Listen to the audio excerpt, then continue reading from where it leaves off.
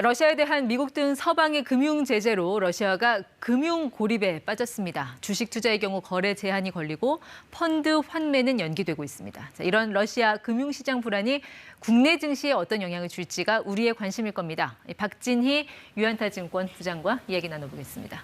부장님 어서 오세요. 네, 안녕하세요.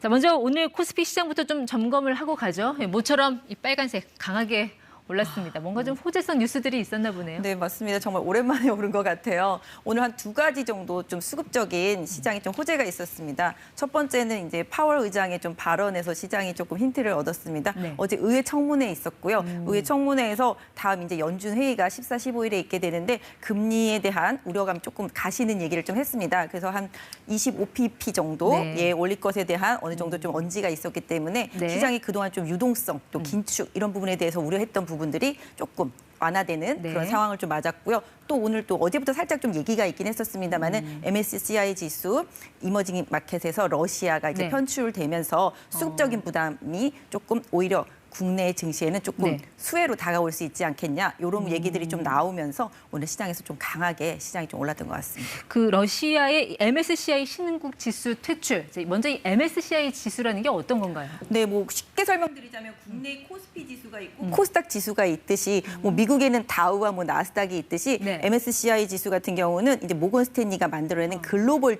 투자 지표라고 보시면 좋겠습니다. 네. 그러니까 글로벌 지수죠. 뭐 즉 우리나라의 뭐 삼성전자, 하이닉스 뜻이 뭐 글로벌에 있는 나라 국가들을 갖다가 네. 지수에 이제 집어넣은 거가 되겠습니다. 그러다 보니까 뭐 보시는 바와 같이 이제 선진국 지수와 신흥국 지수로 이제 나누게 되고요. 네. 뭐 선진국 지수에는 뭐 아시다시피 뭐 이제 미국이라든지 뭐 유럽 쪽에 있는 네. 국가들 많이 포함되어 있고요. 뭐 신흥국 지수에는 뭐 국내를 비롯해서 중국이라든지 대만, 인도 등이 좀 포함되어 있는 상황이라고 보시면 맞을 그러니까 이제 것 같습니다. 전 세계를 이제 하나의 포트폴리오에 이제 넣는다고 맞습니다. 그렇게 보면 되겠네요. 그러니까 뭐 네. 그냥 글로벌 투자를 할 때 그냥 기준, 표준이라고 보시면 맞을 것 같아요. 그러니까 만약에 글로벌 펀드들이 네. 펀드들을 만들 때 요 MSCI 지수를 기반으로 해서 요거를 따라가는 예. 네, 그래서 요거보다 뭐 더 좋은 성과를 내는 액티브 펀드들이 있고 요거랑 비슷하게 가는 네. 뭐 일명 저희가 말씀드리기 좀 어렵긴 하지만 단어가 뭐 패시브 펀드들이 있긴 한데 이런 식으로 이렇게 펀드들이 네. 가야 될 방향 그 부분을 좀 제시하는 지수라고 보시면 될 것 같습니다. 글로벌 펀드들이 투자할 때 참고하는 지수. 네, 맞습니다. 그런데 우리 국내 코스피에서도 이제 삼성전자 비중이 큰 것처럼 이 네네. MSCI 안에서도 각 국가별 영향이 다 다를 거 아니에요? 기준 그렇습니다. 같은 게요. 네, 맞습니다. 러시아가 여기서 차지하는 비중이 얼마나 됩니까?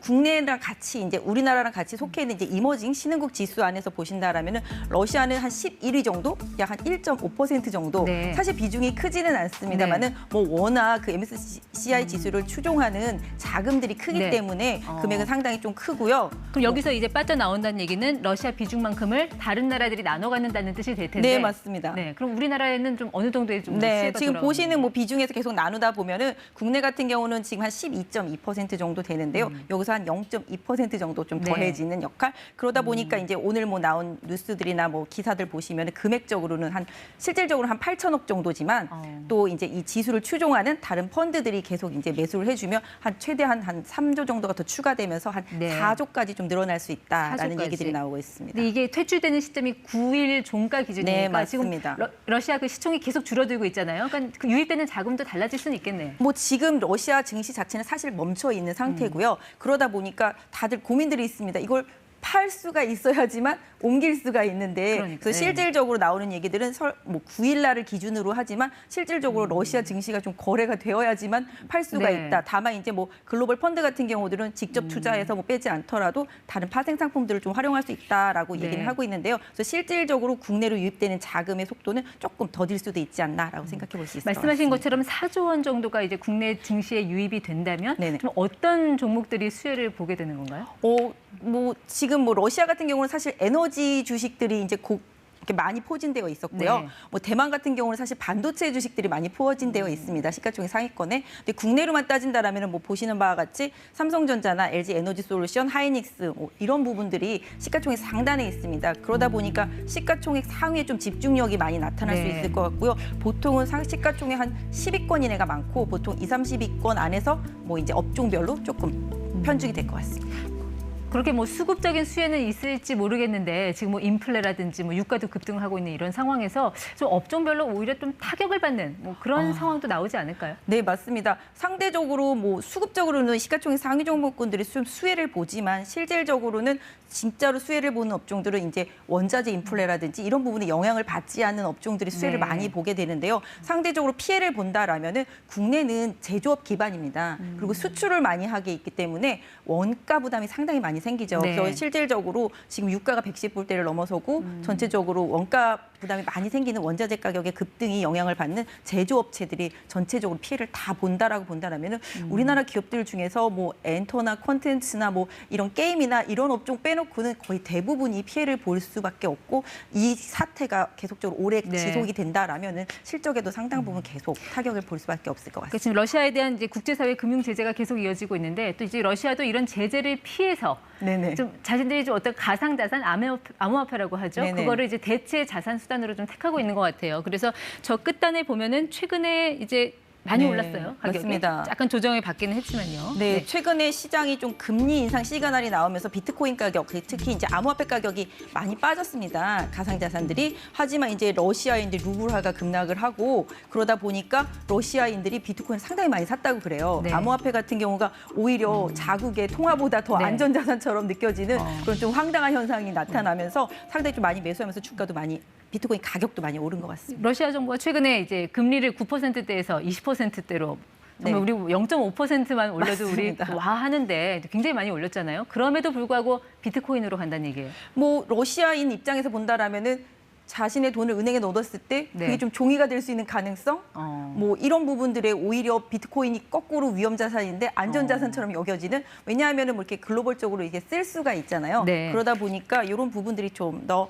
러시아인들을 좀 자극하지 않았겠나 싶습니다. 근데 이제 비트코인은 아직까지 결제 수단으로 좀 한계가 있고 워낙 또 맞습니다. 변동성이 심한 수단인데 맞습니다. 그래도 그런 흐름이 좀 이어질 걸로 보시나요? 그러니까 심리적인 부분이 많이 큰 것 같아요. 그러다 보니까 이제 수급이 몰리면서 뭐 가격이 많이 오르기는 했는데 사실 변동성이 많이 커서 실질적으로 좀 결제 수단으로서의 의문점이 많이 있는 상태이긴 합니다. 그러다 보니까 글로벌 각국들이 암호화폐를 실질적으로 통용을 하느냐 못하느냐 이런 얘기들, 네. 그러니까 제도권 안으로 끌어들이지 못하는 그런 상황들이 많이 있습니다. 그래서 좀 상황을 좀 지켜봐야 되겠지만 뭐 가격적인 부분들이 좀 많이 오르고 이런 변동성 이런 부분들 때문에 가상자산 투자를 하시는 국내 투자자분들도 이런 부분들은 조금 주의하셔야 될 것 같아요. 그렇군요.